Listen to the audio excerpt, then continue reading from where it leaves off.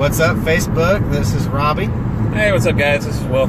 We are Blue Haven Firearms, and we are live. If you haven't figured that out yet, You always do that every time. single week, man. It's my thing, bro. It's not your thing. You're okay. Anyway, so today's topic is: should you carry a non-lethal defensive option? And more specifically, why yes, you should carry a non-lethal defensive option. So you're just going to throw up, Yes. oh, go ahead and start, and you be the head. I was going to say the intro, and then you were going to take over. All right. So, why you should carry a non-lethal defensive option, and should you do it? As he said, yes, it's a really great idea. Now, again, guys, when we do any of these videos, of course, it's completely just conjecture. It's opinion. It's not fact. Please don't take it as fact. It is what it is, okay? So, take it with a grain of salt. Take it or leave it. Take it or leave it. Perfect. Take it or leave it. So, anyways, yes, it is a great idea to carry a non-lethal defensive option. Now, that could be anything from a baton, a can of pepper spray, such as like Fox 5, which is the hottest that you can carry. It could be what they call a monkey fist. That's basically just like what is round things called? Paracord? No, paracord, and what was the round thing? Yeah, I got nothing, man. I know what you're bearing, talking about. ball bearing. Oh. A ball bearing and paracord. And it's just basically just the ball bearing is right here with the paracord wrapped around. It's got like a string. You can carry it on your keychain. It's just like if someone's coming at you, you can swing it at them, get them away from you. Same with baton. Batons are great for cars. Someone's trying to get at you and you don't have your firearms with you. Exactly. So, I'm not going to fully extend this because it is a bear to get back in, but a baton, okay? So, they expand and they collapse, all right? Collapse. My bad. I'm not good with words today. And so it's a great option if someone's trying to get at you in the car, or if there's a car wreck or something like that, and you can't, you're the first responder, and that person is stuck in their car, and you've got to smash a window. It's a great option. You just whack it at the window as hard as you can, and boom, it's open. I want to talk about let's talk about why you should do it, and then at the end, we'll actually give some not really demonstrations because I like my car windows. Okay, yeah, but we can actually talk about why, what they're good for. Okay. So, over to me. All right. So, for example, someone breaking into your car, property crime. You have no legal right to shoot that person unless it's, I believe, Texas and a few other places. Then yeah, you can. In those states, you can shoot them. In Oklahoma, in most states, you cannot shoot them for property crimes, such as if they're stealing something off your porch, Vandalism, stealing your car or breaking into your car. Unless they're physically threatening you, you cannot shoot them or use deadly force, period. So there's nothing in the law that says that you can't use a non-lethal option. such as pepper spray. Pepper spray, in my opinion, is the best one you can do. We'll talk about that later. But if you pull your weapon and you shoot somebody for a property crime or anything that does not constitute deadly force, then you're in the wrong. And I hate to break it to you, Buttercup, but you'll probably go to jail. So, Did you just say Buttercup? I did say Buttercup. You have to precede that with suck it up. Oh, sorry. So, he failed. It's all right. It's okay. It's all about, Guys, if you have any comments, be sure to go ahead and put those comments on here live, and hopefully we'll get a chance to answer them before we end the video. Just leave it. So, what are your thoughts? Should you carry non-lethal? What kind of non-lethal should you carry? What are some reasons that you would carry non-lethal? So we've already named at least one. Property crimes. So what else do you think? Personal crime. If you got somebody aggressing at you that's they don't have anything but their fists, and they're trying to get at you some way, it's really not a great idea if they're not physically trying to kill you. then you don't really have a right to kill them, because they're not coming at you with a knife or a bat or a gun or anything like that. And if, you know, they're aggressing towards you in some sort of fashion, they want to fight you, they want to fist fight you, something like that, and you just don't want to deal with that, again, that's another reason why pepper spray is a great idea. It's extremely non-lethal, but it gets people away, as well as stun guns. You can go with options of, like, you can shoot a stun gun out. They have options that are shoot prongs out, and then also the kind that you just hold and press a button. There's really not, I can't really think of any other, like, scenarios.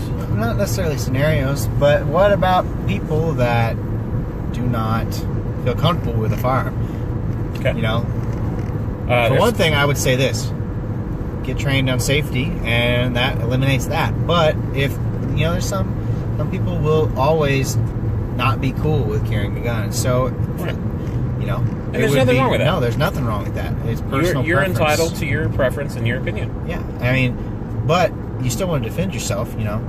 So, non-lethal is a great option for that. You know, you don't have to carry a firearm or a gun or, you know, any kind of lethal weapon to defend yourself. There are, like we've already went over a few, and we'll go over some more later. But, and some of you guys may be thinking, you know, oh, I'm good, I carry a knife. You know, that's not non-lethal. it's still lethal. It's still very lethal. Yeah. Knives are considered a lethal weapon. And if you pull a knife on somebody, it is considered deadly force. Correct. Regardless on... So if they're not carrying a weapon, you're still gonna, and you get caught, or, you know, cops called on you or whatever, you're gonna get in some serious trouble. Yep. Because you just pulled a... It's the same in the law. It's the same as pulling a firearm on somebody.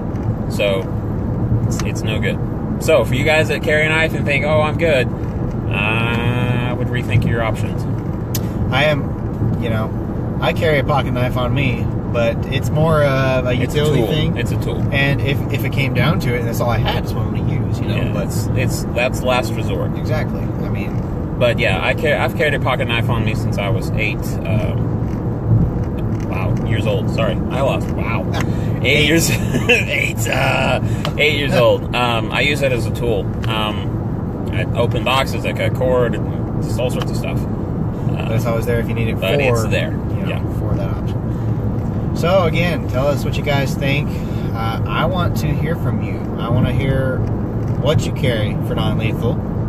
You know, why do you carry it for non-lethal? And, you know, do you have any other ideas on why people should carry it for non-lethal? So we've kind of gone over, you know, stun guns, pepper spray, baton, just want to each of them a little bit in monkey detail. fist, and kind of things like that. So we're going to start with the taser guns, the stun guns. So there's two types. First is an actual stun gun, and despite the name, it does not shoot projectiles. I don't have anything here. No.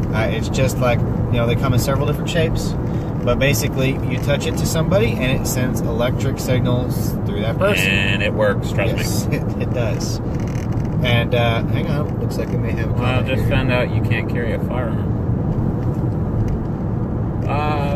What do you mean by your question, Rick? Yeah, go ahead and... yeah, send us another question, Rick, if you don't mind.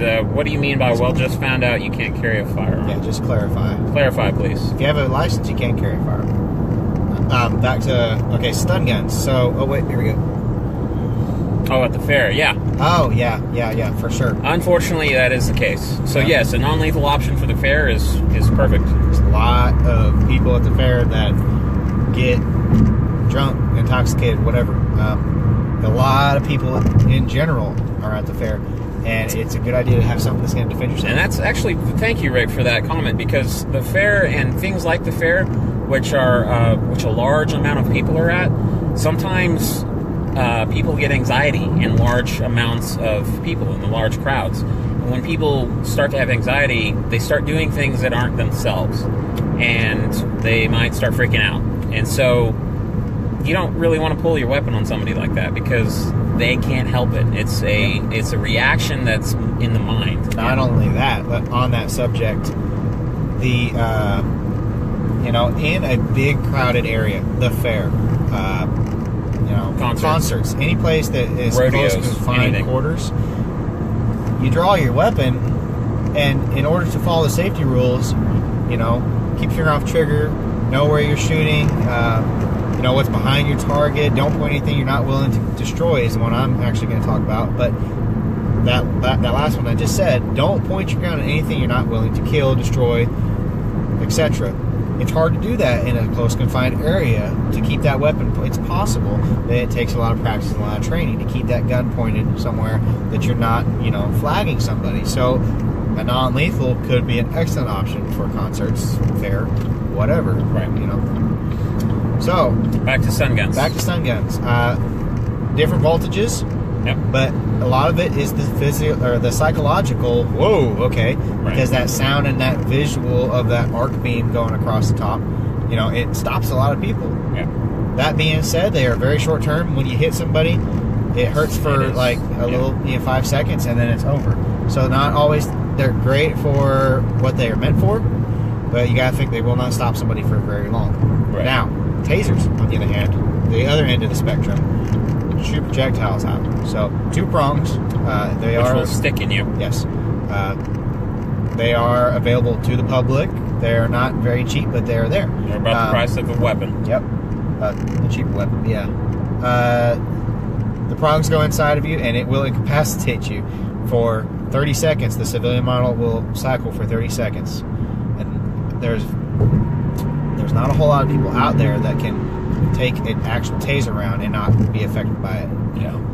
That being said, there is that possibility that you could get hit with a taser, and if you're on PCP, or if you're just, some people are just built different and it doesn't seem to affect them. Right. So there's that option. So now we'll move on. Let's talk about OC spray or pepper spray. All right, I'll take that. So there are different degrees as well as with the stun gun and taser, different degrees of heat with the pepper spray, the OC spray. You can, it's all hot, trust me, it's all hot. Yes. But there is hot, and then there's like, oh my God, I'm on fire right now. And that is the Fox 5. That's the highest you can get in Schofields. If I remember right, it's like 530. 5.3 million. 5.3 million on the Schofield. So that's pretty freaking hot. Trust me, and Robbie, we've both been sprayed, and it's not fun. You go into shock if you're not really ready for it. And even if you are ready for it. Even if you are ready for it, you're going to go pretty close. I mean, if you got to really keep your mind straight. Otherwise, you're going to go into shock and go into panic mode. No. And, so yeah, it's a great way to keep animals off you, keep humans off you. It's going to burn for a long time, and the only way you can get it off if you continually scrub yourself with some sort of soap that has anti-grease in it, so like Dawn or something. But yeah, it's some bad stuff. So now we're going to go on to baton. Real quick before I forget, OC spray is actually derived from capsaicin, which is found in peppers, and it's oil-based. So another cool thing about it is, you pour water on it and it starts back up again. So people don't know that. So you go and dunk a lot of water on their head. Well, it just reignites you, and it sucks really bad. Yeah. OC is probably, if I was, going to carry anything, it'd be OC, because it will stop you. That being said, I've seen people that even with Fox 5 did not bug them. Those are very rare. They're very rare. And, I'm friends with one guy, and he's freaking nature, but it's possible. So always have that in mind. So, okay, back to batons. We showed you an example of one earlier.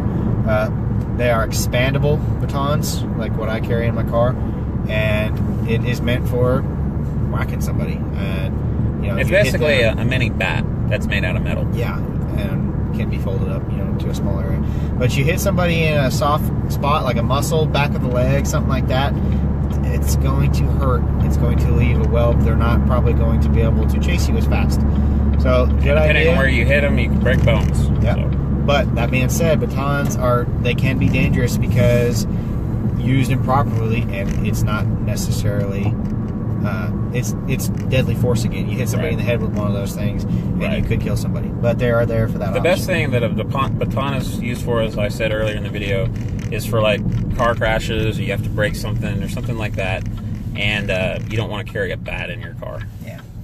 All right, so I've got touch on the monkey fist just slightly. It's really easy to make at home. Basically, like I said, it's just a ball bearing that is surrounded with paracord that you can attach to your key ring. It's really not a lot to it. It's basically just, it's like a baton. You could swing it and everything. I'd be a little fuzzy on that, Frank. I don't know. I wouldn't think like that, but that's just me. But thank you for your comment, Frank. Anyways, so we're kind of going toward the end of our video here. The last thing that I want to touch on that is your best non-lethal defensive option is situational awareness. Oh, absolutely. If I am an aggressor and I want to rob somebody, am I going to go for the guy that looks like he's paying attention? Right. No, I'm going to go for the person texting on their phone who's not paying any attention to the surroundings. So your number one, your first priority, and your number one defensive, non-lethal option is situational awareness. Take that to the bank, dude. That was that was real. I like that. You have to be in any situation while you're driving, while you're in crowds, while you're at Walmart. It's 2 or 3 in the morning and you're at a grocery store or at a convenience store. Situational awareness is your number one fan. Okay. Yeah. So that's all we got for you. I hope you enjoyed it, guys. Thanks for your comments today. Leave some more comments on this video or send us a message on what your thoughts are, and also future videos. If you guys have a topic that you want to hear about, even if it's one we've already discussed a little bit, we may revisit some topics. So let us know what you think in the comments. We want to hear from you. Alrighty, guys. Anything else? I don't. All right. Well, you've been listening and enduring us. So again, I'm Robbie. And I'm Will. So have a good day, guys, and always be safe. All right. Peace. Peace.